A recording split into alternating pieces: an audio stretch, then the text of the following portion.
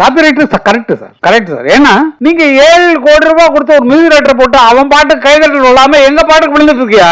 நீ பொட்டு வச்ச தங்க கோடா ஊருக்கு நீ மகுடம் போட்டோம், அந்த பாட்டு போட்டு நீங்க ஆடுனீங்கன்னு அர்த்தம். சொர்க்கமே என்றாலும் அது நம்மூரை போல வருமா? ஓ 7 கோடி ரூபாய் கொடுத்தவன் பாட்டு கிட்டாவல, எங்க பாட்டு போட்டவன கைதட்டல் வருது. ஏன் ஜோடி மஞ்ச குருவி நாடுன பாட்டு தான், சாஞ்சாடு நெஞ்ச தழுவின்னு மியூசிக் போட்டவன்ல ஓன் பாட்டு கிட்டா இல்லையா? எங்க பாட்டு போட்டவன ஆளுக்கு கை உச்சில அடிக்கிறான், டான்ஸ் ஆடுறான். அப்ப அதுக்கு கூலி எங்களுக்கு வரணும் இல்ல? எங்க பேர் போடாம தானே எங்க மியூசிக் டைரக்டர் பணம் கொடுத்து அவ்வளவு கொடுத்து அவங்கள்ட்ட வாங்க முடியாது தானே எங்க பாட்டு போடுறீங்க. அப்ப எங்களுக்கு அதுல பங்கு உண்டு இல்ல? எங்களுக்கு கொடுத்துருக்கணும் இல்ல? எங்கள்கிட்ட பெர்மிஷன் வாங்க, பெர்மிஷன் கேட்டா ஃப்ரீ அண்ணன் கொடுத்துருவாரு. இப்போ கேட்காம போடுறதுதான் அவருக்கு கோவம் வர்றது காரணம். எங்கிட்ட கேட்கல, எங்கிட்ட பெர்மிஷன் வாங்கல அப்படின்னு சொல்லி சண்டை போடுறது காரணம் பணத்தை ஆசை இல்லை சார். நம்மகிட்ட பெர்மிஷன் கேட்காம போட்டுக்கானே அப்படிங்கும் போது தான் உங்களுக்கு வருது. அஜித் படம் அதெல்லாம் ஒண்ணு இல்லை, எங்க பாட்டு அவ்வளவுதான்.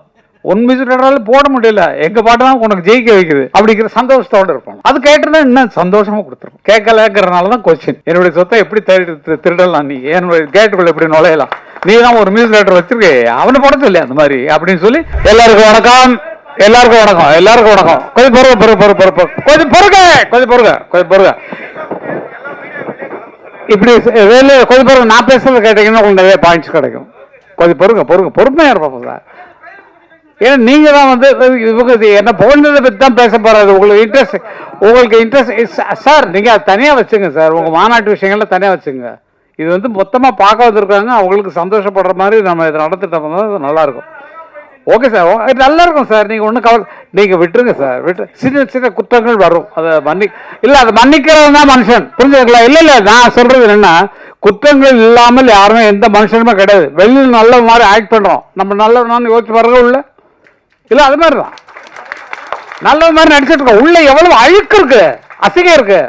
அதான் சொல்றேன், வெளில நல்ல ஆள் அப்படி சைடில் இருக்க நல்லா கூடாது அதெல்லாம் சொல்றதில்ல, பாக்குறதில்ல. அது மாதிரி நினைச்சுங்க, லைஃப்பை என்ஜாய் பண்ணுங்க சார்.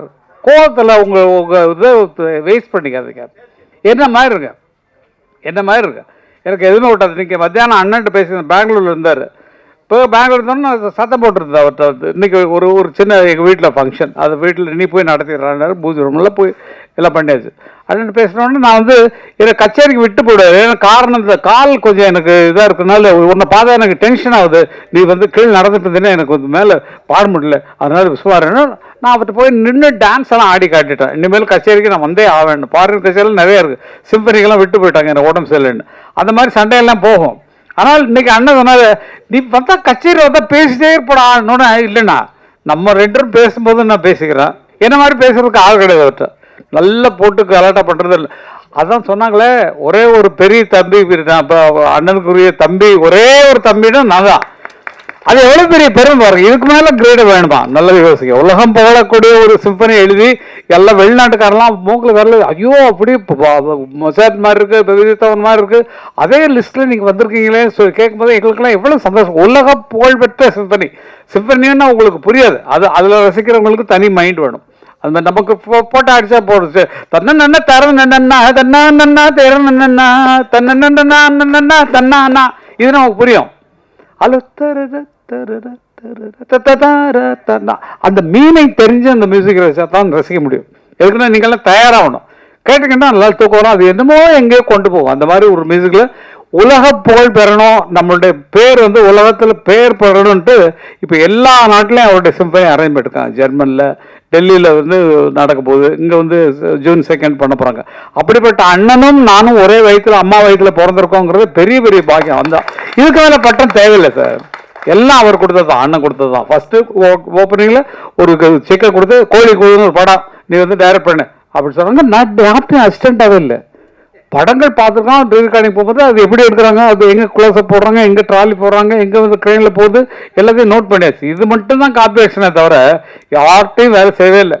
எப்படி எடுக்க போறாங்கன்னா கதை சொல்லிடுறாங்க. எங்க அண்ணன் பாஸ்கருக்கு கதை சொல்றாங்க, கதை என்ன வரல, நான் யோசிச்சுட்டு இருக்கேண்ணா அப்படி சொல்லி பேசி இப்படித்தான் கரெக்டாக போகும். அந்த படத்துடைய தீம் பார்த்தீங்கன்னா ஒரு பழைய படத்துடைய தீம், அதை வச்சுதான் டெவலப் பண்ணணும். அதெல்லாம் சொல்லக்கூடாது, ரகசியம் சொல்ல. என்ன புத்திசாலித்தனமா படம் எடுத்திருக்கப்பா, கோழி கூது அப்படி அந்த மாதிரி. கரகாட்டக்காரன் சூப்பர், நீங்க பார்த்து தில்லண்ணா மோகன் அவள் தான் கரகாட்டக்காரன். அவங்க 2 பேரும் டான்ஸர் வச்சாங்க, நான் ஒரு நாதஸ்வரமும் ஒரு நாட்டிய காரியம் வச்சாங்க. நான் 2 பேரும் நாதஸ்வரம் நாட்டிய ஃபோக் டான்ஸில் உள்ளவங்க அப்படின்னு சொல்லி தான் அந்த படத்தை எடுத்தோம். எனக்கு அங்கே சோடாக்காரரை தெரியும், நான் வரேன் அப்படின்னு சொல்லுவாங்க இல்லைங்களா. இப்போ பாலயேஸ்வரன் சொல்லி ஊரு விட்டு ஊரு வந்து காதல் கீதல் பண்ணாதீங்க, பேரு கெட்டு போச்சுதுன்னா நம்ம பொழப்பு என்னாகுங்க, விட்டுட்டு தம்பி. இது அவங்க போட்ட வேண்டிய பாட்டை நாங்கள் போட்டோம். பாலையா கூட போனல சிவாஜி கூட, என்னப்பா ஏப்பா எங்கப்பா வந்துருக்க நீ, அந்த இடத்துல அவர் பாடிருக்க வேண்டிய பாட்டு அந்த இடத்துல பாட்டு வச்சிட்டோம். அது மாதிரி முன்னோர்கள் நமக்கு பெரியவங்களா இருக்கிறதுனால அவங்கள ஃபாலோ பண்ணாலே நமக்கு நல்ல பேர் வரும். இவங்க அமைப்பு ரொம்ப அருமையான, அவங்க ஐடியாலாம் கேட்டபோது நல்ல அமைப்பா இருக்கு. ஆனால் எனக்கு இன்னும் தெளிவு வரல, எனக்கு மைண்ட்ல எனக்கு தெளிவு வரல. ஓஹோ, இவங்கள்ட்ட சேர்ந்தோம்னா நமக்கு ஆஃப் டிக்கெட்ல நமக்கு படம் கிடைக்குது, நம்ம டிக்கெட்ல பாதி தான், ஐயோ பரவாயில்லையே அப்படின்னு சொல்லி நினைக்கணுமா? இல்ல கஷ்டப்படுற, இது அருமையான பாயிண்ட் சொன்னாரு உதயகுமார் சார், நடிக்க நம்ம டைரக்டர் யூனியன்ல தலைவர், இவர் செக்ரட்டரி பேரரசு. முதல்ல தயாரா இருக்கக்கூடிய டைரக்டர்ஸ் புதுசா கத்துக்கிறவங்களை கொண்டு வந்து விடாம தயாரிப்பில் இருந்து அவன் உயிரை வச்சுக்கிட்டு ஒரு கதையை வச்சுட்டு உட்காந்துருக்க, யாராவது ப்ரொடியூசர் கிடைக்க மாட்டேன்னா எனக்கு கிடைச்சா நல்லா இருக்குமே அப்படின்னு சொல்லி உட்காந்துருக்காங்க. எல்லாரும் யூனியன்ல உட்காந்துருக்காங்க. அந்த மாதிரி ஆட்கள் நீங்க சொல்லுங்க சார், நாங்க அதை போடுறோம் சார் அப்படின்னு இவங்கள்ட்ட கேட்டீங்கன்னா சொல்லுவாங்க. நீங்க அதை எடுத்து பண்ணீங்கன்னா உங்க படம் சக்சஸோ சக்சஸ், வேற அதுக்கு மேல வழியே கிடையாது. நான் நிஜமா என்ன நினைச்சேன்னா, மாநாடுன்னு போட்டிருக்காங்க, இவர் வேற நல்லா பேசிட்டு இருக்காரு, கேன்வாஸ் பண்றது எவ்வளவு டிக்கெட், 200 ரூபாயா 200 ருபீஸா மெம்பர்ஷிப் எல்லாம் போடுறாங்க. ஒருவேளை இவர் நம்மளெல்லாம் வச்சு ஒரு அரசியல் கட்சி ஆரம்பிக்கிறாரோ, அது அந்த மாதிரி திரட்டுறாரா அப்படிங்கிற மாதிரி எனக்கு மனசுல போனுச்சு. அதான் பேரண்ட்ஸ்ட கேட்டுட்டு இருந்தேன், என்னமா 2 பேரும் அந்த கோபத்துல தான் இருந்தோம். ஆனா இது ஒரு நல்ல அமைப்புல அமைஞ்சா ரொம்ப நல்லா இருக்கும். அப்புறம் நான் ஒரு சின்ன விஷயமா தான் சொல்லணும், எல்லாம் என்னை பாராட்டி போல்டு தள்ளிட்டாங்க. பொன்மான தேடி நானும் பூவோட வந்தேன், நான் வந்த நேராண்ட மானங்க இல்ல, அந்த மான் போன மாயம் என்ன ராசாத்தின்ற பாட்டு போட்டோம். இது கலைமணி ரைட்டர் ஃபர்ஸ்ட் டைரக்ட் பண்ற படம் எங்க ஊர் ராசாத்திங்கிற படம். நான் மியூசிக். அவர் சொன்னது என்ன, இந்த இடத்துல காதலனும் காதலையும் பிரிஞ்சிருக்கிறாங்க, இந்த பாட்டுக்கு பாட்டு எடுத்து பாட்டுல அந்த மாதிரி நல்லா பாட்டுக்கு பாட்டு எடுத்துன்னு இந்த பாட்டை சரியா கவனிக்க, பாட்டுக்கு பாட்டு எடுத்தான் தன்னா எதுனா பாட்டுக்கு பாட்டு எடுத்து மத்தாலும் கட் பண்ணிட்டான், ஆரம்பத்தை பிடிச்சிட்டான். தான் பாட்டுக்கு பாட்டு எடுத்து வந்துச்சுன்னா நான் பாடுவதை கேட்டாயோ, அதை கட் பண்ணிட்டு லாஸ்ட் தூக்கி போட்டான். எங்க ஒரு ராசத்துல நீங்க கேட்கப்பட்டது. அது மாதிரி எது ஆதாரம் இல்லாம நம்மளால ஒண்ணும் பண்ண முடியாது. இன்னொரு பாட்டு அருமையா சொன்னீங்க, நீலவான ஓடையில் நீந்துகின்ற வெண்ணிலா. இது பாலாஜிட்ட நான் மியூசிக் பண்றது அவ்வளவு, ஏன்னா ஒரு டப்பிங் படம் வாங்கிட்டாங்க, ஆல்ரெடி சாங்ஸோட சேர்த்து வாங்கிட்டாங்க. வேற ஒரு மியூசிக் டைரக்டர் பண்ண தெலுங்கு படம் பிரேமாபிஷேகம்னு ஒரு படம், தெலுங்கு படத்தை அப்படியே ரைட்ஸ் வாங்கிட்டாங்க. அந்த சாங்ஸ் மட்டும் நீங்க வாய்ஸ் மிக்ஸ் பண்ணி கொடுத்தா போறோம்னு தான் கூப்பிட்டாங்க. ஆனா அவருக்கு நீங்க அப்படி என்ன இறக்கிடாதீங்க, டப்பிங் படத்து மியூசிக் டைரக்டர் மாதிரி. நீங்க எவ்வளவுதான் சொல்லுங்க, ஒரு பாட்டுக்கு 100 பாட்டு நான் போட்டு காட்டுறேன், என்னோட டியூன்ஸ் எல்லாம் கேளுங்க சொல்லிட்டு அப்படி போட்டது. இது ஒன்றும் பெரிய விஷயமே இல்லை. நீலவான ஓடையில் என்ன பாட்டுன்னு சொன்னா, வசந்த கால கோலங்கள் வானில் விழுந்த கோடுகள் கலைந்திடும் கனவுகள் கண்ணீர் சிந்தும் நினைவுகள் நீலவான ஓடையில் நீ. இந்த 2 பாட்டுக்கு மூலம் எது தெரியுங்களா? என் சிந்தை நோயும் தீருமா. உங்களுக்கு கேட்டிருப்பீங்க இந்த பாட்டை. இது அந்த காலத்துல வந்த பாட்டு.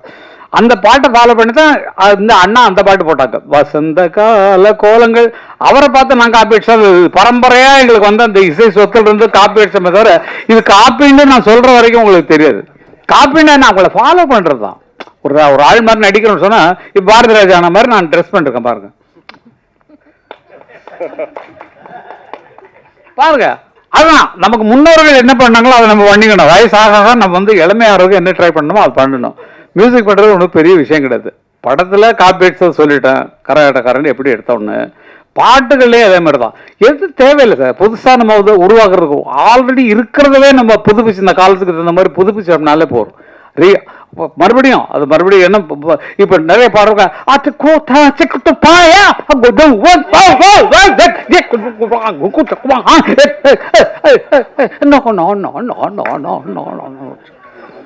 நீங்க நல்லா நினைச்சு பாருங்க, இருந்த கற்பை கெடுத்திருக்கமா காப்பாத்திருக்கமான்னு யோசிச்சு பாருங்க. பாட்டுடைய கற்பு, கதையினுடைய கற்பு எல்லாத்தையும் கலைச்சு. நான் தயவு செய்து தப்பா சொல்றேன்னு நினைக்காதீங்க. படம் பார்த்தா எல்லாரும் துப்பாக்கி வச்சிருக்காங்க. துப்பாக்கி இருக்கு, நிறைய துப்பாக்கி இருக்கு. நான் படம் ஃபுல்லா பார்த்தா தான் என்னால சொல்ல முடியும். காரணம் என்னன்னா நல்லா இருக்கு, நல்ல ஒரு புதிய குழு உருவாக்கிருக்கீங்க. கதையெல்லாம் பாக்குறோம். கதையெல்லாம் பார்த்தா இப்ப வர்ற கலாச்சாரங்கள் எல்லாமே வன்முறைகளை முன்னால வச்சு வருது. நீங்க அதெல்லாம் நல்லா கவனிக்கணும். பெரிய ஹீரோவா இருக்கட்டும், கமலே இறங்கிட்டாரு, நல்ல நடிகர். விக்ரம் படம் பாருங்க, எத்தனை ஃபைட்டு, துப்பாக்கி எவ்வளவு துப்பாக்கி வெரைட்டியா காட்டுறாரு. எந்த வருஷத்து துப்பாக்கி, இந்த வருஷத்து துப்பாக்கி, இனி வரப்போற அட்வான்ஸ் துப்பாக்கின்னு இந்த கல்ச்சருக்கு தகுந்த மாதிரி மாறிட்டாரு கமலஹாசன். அப்போ ஜனங்கள்கிட்ட நல்ல கதையை கொண்டு போய் சேர்க்கறதுக்கும் நல்ல நடிப்புக்கான கதைகள் தேர்ந்தெடுப்பதுக்கும் குறைஞ்சி போச்சு. அதுதான் நல்ல யோசிச்சு பாருங்க. சின்னக்கவுண்டர்ல என்ன அருமையான பாடங்கள், இப்போ பேரரசு எடுத்த படங்கள்ல என்ன அவ்வளவு அருமையான படங்கள்.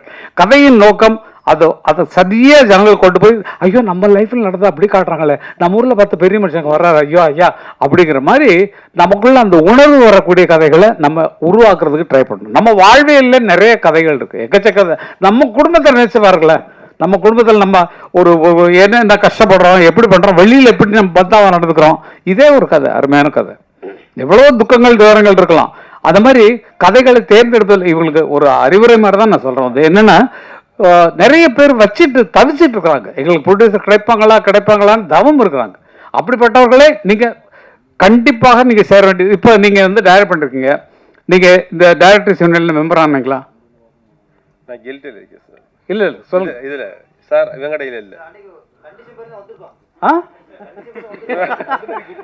சாரோட கண்டிஷன் போட்டுட்டாரு. இல்ல டெஃபினட்டா மியூசிக் டைரக்டரா இருந்தா எங்க மியூசிக் யூனியன்ல இருக்கணும். ஒரு பாயா ஒர்க் பண்ற பாயா இருந்தா கூட அதுல யூனியன்ல சேரணும். யூனியன் பாய கரெக்டா பிரிச்சு அருமையா வச்சிருக்காங்க.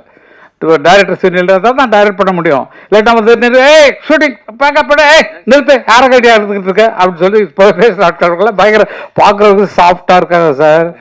அவங்க பட்ட பிடிச்சாங்கன்னா அவ்வளவுதான் அந்த மாதிரி ஆட்கள். அதே மாதிரி என்ன ரூல் இருக்கோ அதை நம்ம ஃபாலோ பண்ணா நல்லா இருக்கும். என்னுடைய வேண்டுதல் என்னன்னா, இவ்வளவு பெரிய ஐடியாவோட நீங்க பண்ணிட்டு இருக்கிறீங்க, நல்ல கதைகளை வச்சுட்டு எனக்கு ஒரு சான்ஸ் கிடைக்காதா, கிடைச்சா பிச்சலாயா அப்படின்னு சொல்லி நினைக்கக்கூடியவர்கள் நிறைய பேர் இருக்காங்க. அவங்கள யூஸ் பண்ணி நீங்க படத்தை ஆரம்பிங்க, அதுல காசு சேர்த்துக்குங்க. அதுக்கப்புறம் நீங்க வெளியே, ஏன்னா உங்க பாட்டே வந்தது விட்பா விட மாட்டோம்னு இருந்தது ஃபர்ஸ்ட் வேர்டு. இது வேற எவனா சொன்னா உங்களுக்கு எப்படி இருக்கும்? உங்களை பார்த்து விட்பா விட மாட்டோம் இப்படி. அப்போ அந்த மாதிரி வார்த்தைகள் ஃப்ராங்கா பேசுறோம். ஏன்னா வந்து அரைச்சொல்னு நம்ம சொல்லுவோம், இது மாத்திக்கிறதுக்கு ஒன்றும் ப்ராப்ளம் இல்லை. விட மாட்டோம்னு மற்றவன், ஏன்னா தியேட்டர் கிடைக்கிறது கஷ்டம், ரிலீஸ் பண்ண விட மாட்டேங்கிறாங்க. இடம் கேப் கிடைச்சா வந்தா ஒரு வாரம் ஃப்ரீயா இருக்கு, அதில் வேணா போட்டுக்கோ அப்படின்னு சொன்னா படம் எங்க வெற்றி பெறாது. அதனால அப்படி சொல்றதுக்கெல்லாம் ஆட்கள் நிறைய இருக்காங்க. பாசிட்டிவ் திங்காக இருக்கணும், டோட்டலாக வந்து நெகட்டிவ் திங்கை பண்ணக்கூடாது. அது மாதிரி அதே மாதிரி வன்முறைகளை தூக்கி கொண்டு வந்து கதையாக்குவது குறையணும். நம்ம வாழ்வியல் சொல்லக்கூடிய கதைகளாக எடுத்தீங்கன்னா ரொம்ப நல்லா இருக்கும்னு நினைக்கிறேன். இசைக்கு முக்கியத்துவம் கொடுத்தீங்கன்னா உங்களுக்கெல்லாம் ஃப்ரீயாக வந்து இளையராஜா பண்ணி வைக்கிட்டு என்னுடைய பொறுப்பு. நினைக்கிறோம் சார், நல்ல கதையை கொண்டு வாங்க, அருமையான கதையை கொண்டு வாங்க. அவர் காசு வாங்கல, அண்ணா இது ரிலீவ் கார்டு பண்ணி கொடுத்துருந்தேன், ஒரு சாங் ஏதாவது பண்ணி கொடுத்துருந்தேன் சொல்லி நான் வந்து என்னால் பண்ண முடியும். அதுக்கு தான் சொல்றேன். ஏன்னா வந்து அதுக்கான கதைகள் அவர் இல்ல கேளுங்க, அவர் கதையை கேட்டோன்னா இதுக்கெல்லாம் நமக்கு நீங்க வேற யாராவது பண்ணீங்கன்னு சொன்னா அவர் அப்படிப்பட்ட ஆளு. கதையை கேட்டாருன்னா அவருக்கு பிடிக்கணும் மனசுல, நல்லா இருக்க இது எடுத்துருவீங்களா, நீங்க யார்கிட்ட அசிஸ்டண்டா ஒர்க் பண்ணீங்க, இதெல்லாம் கேட்பாரு. எப்படி ஒர்க் பண்ணீங்க, எப்படி இதை எடுப்பீங்க, இவ்வளவு ஸ்ட்ராங்கான கதை சொல்றீங்களே, இல்லை நான் எடுத்த படத்தை போட்டு பாருங்கன்னா உங்க படத்தை பார்த்தாருன்னா என்ன இப்படி படம் எடுத்து வச்சிருக்கேன், போய் இந்த கதையை என்ன பண்ண போறானோன்ற பயத்துல போடக்கூடாத சூழ்நிலைகள் அவருக்கு வரலாம். அதனால நல்ல கலைஞர்களை செலக்ட் பண்ணுங்க, நல்லா கொண்டு வாங்க. உங்களுக்கு உதவுறதுக்கு நாங்கள்லாம் இருக்கோம், நாங்கள்லாம் மொத்தமா இருக்கோம். நானும் சரி, நீங்க எந்த டைரக்டர் வேணாலும் போடுங்க, நாங்க 3 பேருமே கவிஞர்கள், பாடலாசிரியர்கள். உங்களுக்கு ஃப்ரீயா பாட்டு எழுதி தரோம், நீங்க யார வேணாலும் மியூசிக் போடுங்க. இப்ப நீங்க போட்ட பாட்டவே நான் மியூசிக் டைரக்டருங்கிற முறையில் சொல்கிறேன், அது உங்களுக்கு தெரியறதுக்கு சான்ஸ் இல்லை, எனக்கு தெரிஞ்சது சொல்கிறேன். 2-3 இடத்துல வந்து அந்த ஃபிமேல் வாய்ஸ் டோனை வந்து ஒரு செமிட்டோன்னா அந்த சுதி இருந்துச்சுன்னா பாட்டுருக்காங்க, அதை நோட் பண்ணி அந்த இடத்துல பிச்சை ஏற்றணும் கொஞ்சம். அது மாதிரி சில வேலைகள்லாம் இருக்கும் உங்கள் சாங்கில், அது மாதிரி ஆடியோவில் சொல்கிறேன். எங்களுக்கு அந்த புத்தி தான் என்ன இப்படி பண்ணிருக்காங்க அப்படிங்கிற மாதிரி வரும். மற்றவங்களுக்கு தெரியறதுக்கு சான்ஸே கிடையாது. மியூசிக் தெரிஞ்சவங்க மற்றவங்களாம் தெரிஞ்சாங்கன்னா இது மாதிரி அட்வைஸ் பண்ணுவாங்க. எதுக்கு நான் அட்வைஸ் பண்ணுறேன்னா, மறுபடியும் வந்து உங்களை நான் பார்த்துட்டு இதெல்லாம் சொல்ல போகிறதில்ல. இது ஒன்று தான் எனக்கு சந்தர்ப்பம் கிடச்சிருக்கு, இதில் தான் என்னுடைய ஆதங்கத்தெல்லாம் கொட்டி ஆகணும். அதனால் நீங்கள் அடுத்து பண்ண போகிறதுல இன்னும் தெளிவாக பண்ணுங்கள். கொஞ்சம் நல்ல மியூசிக் தெரிஞ்சவங்களாம் போடுங்க, நாங்கள்லாம் இருக்கோம் ஃப்ரீயாக பண்ணி தர்றது. நிஜமா ஆமா, இந்த மாதிரி ஆட்கள் நிஜமா கண்டிப்பாக நான் பண்ணுவேன். அவர் மியூசிக் பண்ணுறவர் தான் பேரரசு பாட்டு சொன்னாலும் டியூனில் தான் சொல்லுவார். நீங்க அவர் படத்துல வர்ற பாட்டெல்லாம் கேட்டீங்கன்னா அவர் சொன்ன டியூன்ல தான் அவர் பாட்டெல்லாம் வந்திருக்கும். அந்த மாதிரி நான் கேட்டேன், உங்க படத்துக்கு நான் ஏதாவது பாட்டு எழுதிருக்கேன். இல்லை நான் விட மாட்டேங்க, நான் தான் எழுதிருக்கேன் பாட்டு அப்படின்றது. உங்களை மாதிரி தான் அப்படின்னாரு. நான் முதல்ல எல்லாத்தையும் வச்சு எழுதினேன். இவர் ஆர்வி உதயகுமார் படங்கள்ல நான் பாட்டு எழுதுறேன். முக்கிய மூக்கா முட்டையுள்ள கேக்கா பாக்கியதும் வைக்காம செத்து விடு ஷோக்கா கொண்ட முடி காக்கா கண்ணு கொட்ட பாக்கா கண்டவோட நான் வான கன்னி பையன் வீக்கா. இது மலையாள கப்பக்கிழங்கா இல்ல மயிலாப்பூர் வத்த குழம்பா இல்ல பம்பாயி பூரி கிழங்கா நம்ம பட்டிக்காட்டு கோழி குழம்பா பறிக்காத கத்திரிக்கா. அந்த மாதிரி பாட்டு படப்படன்னு இவருக்கு கொஞ்சம் நல்லா இருக்கும்பா, கமர்ஷியலா நல்லா இருக்கும் பாட்டு சொல்லிட்டு அது மாதிரிலாம் பண்ணிய விஷயங்கள் உண்டு. நல்ல ஜெயிச்ச குழு நாங்கள்லாம், மற்றவங்களுக்கு வழிவிட்டு உட்காந்துருக்கோம். இப்போ எழுதுனா ஃபுல் சாங்கு நாங்கள் தான் எழுதிட்டு தெரியணும். அதனால மற்றவங்க புதுசாக வரவங்க என் பையன்கிட்ட நான் சொல்லுவேன், டே நீ உங்கள் அப்பங்கிறதுக்காக ஒரு பாட்டு மட்டும் என்னை வச்சுக்க, மற்றவங்க உனக்கு யார் பிடிக்கிறாங்களோ அவங்களுக்கு பாட்டு இல்லை. இப்போ அவங்க படத்தில் கோட்டில் ஒரு பாட்டு என்ன ஸ்விங்கி சச்சு சொச்சு அந்த மாதிரி மூக்க ராக்கு ராமாயிங்கிற மாதிரி வெஸ்டர்னில் போட்டான். அவ்வளோதான். அதை போட்டு அதுக்கு எழுத சொல்லி இங்கிலீஷ் வேர்டெல்லாம் போட்டு நமக்கு தெரியாத வேர்டெல்லாம் உள்ளே பூத்தி பாட்டு பண்ணோம். அதனால் எந்த சூழ்நிலைக்கும் ஒத்து போகிற ஆட்கள் உங்களுக்கு பக்கபலமாக எப்போதும் வந்திருக்காங்க, உங்கள் கூடவே இருக்கிறாங்க. எந்த நேரமே இவங்களை அழைக்கலாம். ஒரு கதை ரெடி பண்ணிங்கன்னா இந்த மாதிரி ஆளுக்கு கதை ரெடி பண்ணிருக்கோம், அந்த கதையை கேட்டு ஏதாவது சேஞ்சஸ் இருந்தால் சொல்லுங்கன்னா அதுக்கு கூட நாங்கள் ரெடி. ஏன்னா சினிமா உலகத்தில் இருக்கோம், சினிமா வேலையை தவிர வேறு எந்த வேலையும் கிடையாது. நாங்கள் சம்பாதிச்சதுக்கு நிறைய ஒரு எஸ்டேட் வாங்கி நிறைய வீடுகள் கட்டி வாடகை விட்டு பேசாமல் உட்காந்துருக்கலாம். அதெல்லாம் வரல. இளையராஜா இருக்கிற சொத்துக்கு மேலேயா அவ்வளவு இருக்கு. ஆனால் அவரு வேற பக்க சிந்தனையே கிடையாது. உட்கார்றதெல்லாம் மியூசிக் எழுதுதான், அவ்வளவுதான். வேற சதா சர்வகாலமா அதே சிந்தனையிலே உட்கார்ந்துக்கூடியவர் நான் பார்த்த வரைக்கும் நான் கொடுத்து வச்சேன் எங்க அண்ணா இளையராஜா தான், வேற யாரும் கிடையாது. மற்றவங்களுக்கு வேற வேற இருக்கு. என்னென்ன விட்டீங்கன்னா இப்போ நைட்டு அவங்க கூட பார்ட்டிக்கு போயிட்டு அப்படியே போயிட்டு வரணும். பார்ட்டினா நான் வந்து சாப்பிடல, அது உண்மையிலே ரெக்கார்ட் பண்ணிக்கிறேன். அவங்கள மாதிரி நான் சாப்பிட்றதில்ல. இல்லை, அவங்க சாப்பிட்டுட்டு சாப்பிடுவாங்க, நான் சாப்பிடுவேன், அவ்வளவுதான். அது மாதிரி இல்லை, எல்லாருமே இவங்களை பண்ணிட்டு சொல்ல சினிமாவில் எல்லாம் அது ஒரு ரிலாக்ஸ். ஃப்ரெண்ட்ஸோட சேர்ந்தமா ஜாலியாக இருந்தோமா, அது போட்ட உடனே மனசு இருக்கலாம் கொட்டும், அதான் கொண்டு வெளியே நீங்களே ஆயிடுங்க. 2 மாச்சான் இன்னொன்று சொல்றியா, எனக்கு ஒன்று சொல்றியா, இன்னும் ஒன்று கொடுத்துடலாமேடா, இன்னொன்று இல்லைடா இவன் ஃபுல்லாக விட்டுட்டு இதுக்கு மேலாம் அடிச்சிருக்கேன் முக்கால் சுமாரா நான் இருக்கிற கஷ்டத்துக்கு சொல்லுங்க சொல்லிடாரு. அதுக்கு ஆளாதுடா இன்னைக்கு பிற ஆளுதல் சொல்லி ஆறுதல் சொல்ற மாதிரி ஆயிடுவோம் நம்ம. அது கூட ஒத்து பண்ணணும். நல்லவைகளை நினைவுகள் நல்லதே நடக்கும். நீங்க எடுத்திருக்க முயற்சி ரொம்ப அருமையான முயற்சி. அந்த வெற்றி பெற எங்கள் அத்தனை பேர் சார், எங்க பின்னால் இருக்கக்கூடிய அத்தனை படைகளும் உங்களுக்கு உதவ தயாராக இருக்கிறோம் என்று சொல்லிக்கொண்டு உங்களிடமிருந்து விடைபெறுவேன். நான் போக வேண்டியது 2 மணி நேரம் டிராவல். அவரு உதயகுமார் அவர்களும் பக்கத்துல தான், பக்கத்தில் நாங்கள் மாவலிபுரம் பக்கத்தில் இருக்கோம் எங்கள் வீடு. ஊர் வேண்டாம், ஊர் விட்டு ஊர் வந்து ஓடி போகிற மாதிரி ஓடி போயிட்டுறாங்க, இந்த சிட்டிக்குள்ளே இருக்க வேண்டான்ட்டு. அது ஒரு சந்தோஷம். அதனால நீங்களும் தனியாக இருக்காதீங்க, குடும்பத்தோடு இருக்கு, குடும்பத்தோடு இருக்கு. Copyright correct sir, correct sir. ஏன்னா